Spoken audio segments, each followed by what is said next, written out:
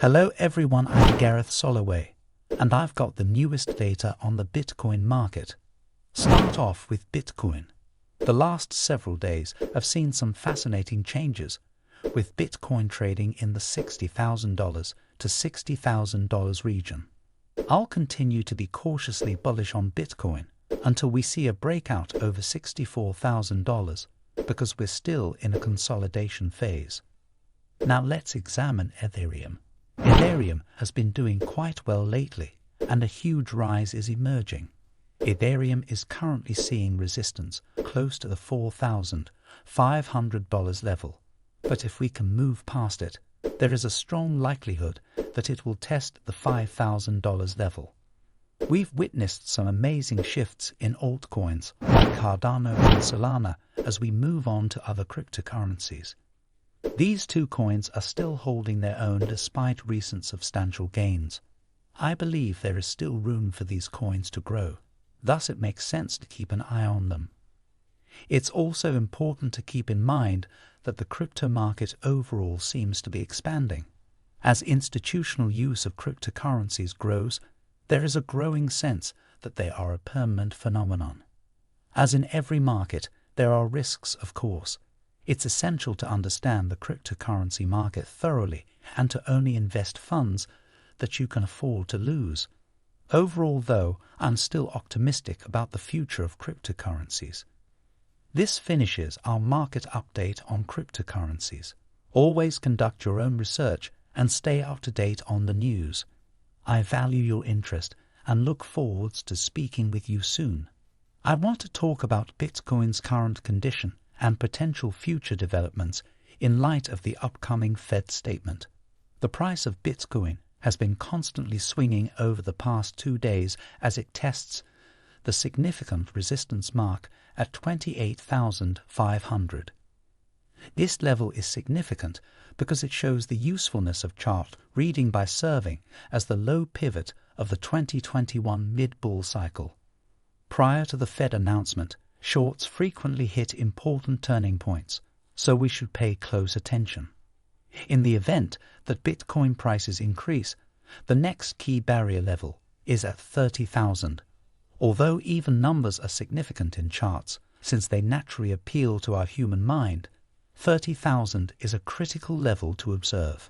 I'm taking a chance right now and started a short trade at 28,450 with the goal of adding at 30,000. But if we establish ourselves at 30,000 and stay there for approximately 7 days, I might consider covering my shorts.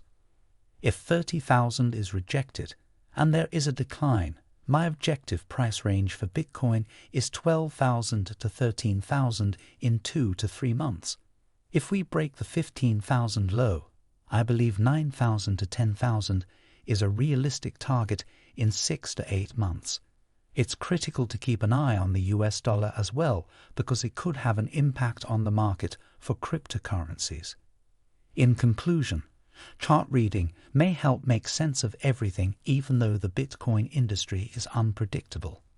Keep an eye on the key resistance levels and modify your betting strategy as necessary, particularly in light of the impending Fed statement. We value your interest in this news on the cryptocurrency market. Mark Yusko, the man of Morgan Creek Capital, believes that the winter, spring, summer, and fall seasons alternate every 4 years. He asserts that whereas the crypto spring and fall often last 9 months, the crypto winter and summer typically last 15 months.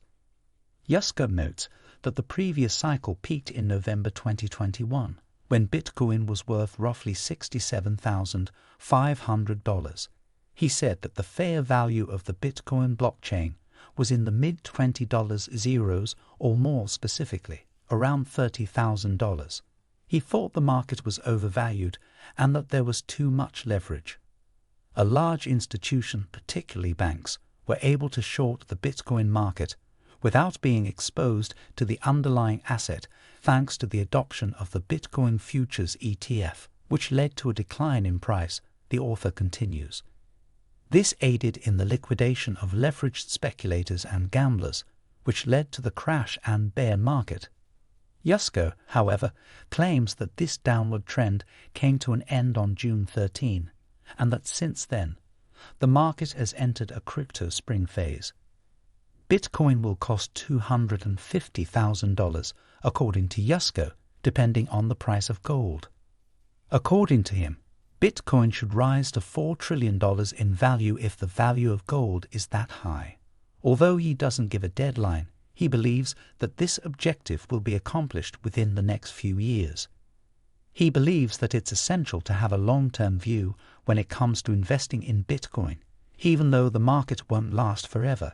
He continues by saying that Bitcoin provides benefits beyond only acting as a store of value or as digital gold. He sees it as a platform for developing cutting-edge financial apps that might dismantle current financial systems. Finally, Mark Yusko is optimistic about the future of Bitcoin and believes industry. He predicts that Bitcoin might reach a price of $250,000 based on its gold equivalent value and thinks that the current stage is a consolidation phase before the next bull run. He does, however, caution investors against losing focus due to unexpected price changes and to keep a long-term perspective. Bitcoin has been absolutely ripping this week, rising to almost $29,000, a 9-month high. Many are already making predictions about whether the bear market has truly finished and whether this rally will lead to Bitcoin eventually crossing the $30,000 barrier. Bank recapitalizations, in Mark Yusko's opinion, are advantageous for cryptocurrencies like Bitcoin. The recent banking crisis has expanded awareness of the benefits and potential of cryptocurrencies while drawing attention to the shortcomings and risks of the traditional financial system. As a result, there is a greater need for alternatives that provide more freedom, security, and creativity. What caused this calamity, therefore, and how is it distinct from earlier global financial crises? Mark Yusko divides the financial system into assets and liabilities. Whereas the green side of the balance sheet reflects assets that provide value to the bank, the red side of the balance sheet displays liabilities, which are the assets of depositors. The gold, the bank's equity, rises as the assets' value rises, and the green, the assets, rises in a system that is functioning smoothly. On the other side, when there is a loss of faith in the financial system, the value of gold disappears. A fiat fiasco, as Mark Yusko calls it, will occur if the currency is not depreciated by printing more of it. Gold has long been considered as money because it is an asset that is unrelated to any liabilities. Mark Yusko asserts that because Bitcoin is not tied to any asset or debt either, it may hold promise as a solution for the future of finance. Bitcoin serves as a method of exchange, a unit of account, and a store of value in addition to these other roles. That is the future of money. Additionally, Bitcoin has beaten conventional investments like gold and stocks despite being a dangerous and unreliable asset. Rather than gold, to migrate Bitcoin, hence, I believe we will have a 5. Bitcoin has a market valuation of $1 trillion in the future, and it will originate from 2 sources. One will be purchased from the store of I made the case that value was important.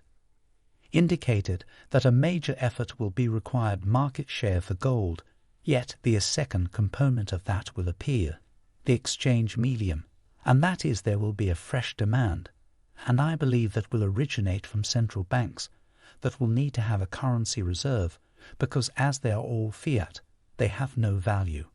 So you must have a basket of currencies, and I believe that Bitcoin is a currency in the list of the basket due to its deflationary effects. Fiat is secure and transparent.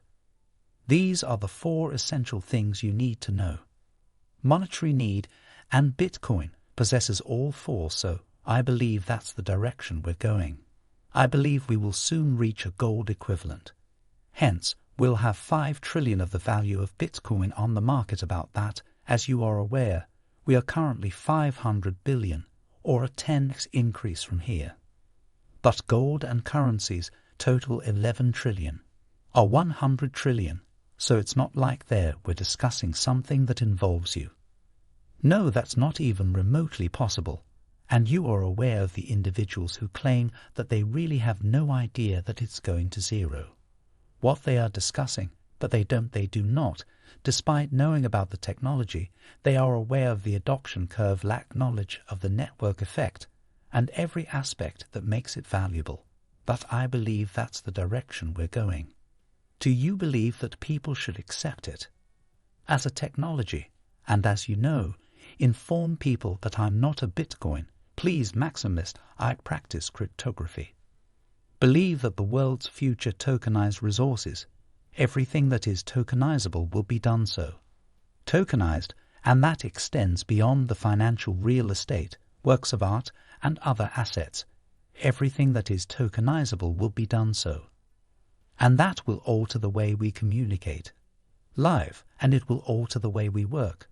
So accepting it as your own, both as an investor and as a technology, is really significant. People can sometimes say, well, it harms the environment and everything. I mean, the truth is that about 70% of the energy used in Bitcoin mining comes from renewable sources. Energy, making it superior to any of the largest nation in the world, it continues to grow better. So you are aware that there are always trade-offs in technology, and I believe you are aware of examining the advantages and the trade. I believe that Bitcoin's advantages outweigh its drawbacks, outweigh the negative trade-offs, That's how I feel about it, but you people are capable of making their own decisions and determine if they want to become a component of that future or not, but I believe it's an exciting time to be alive. Utilizing technology, attempting to take the lead.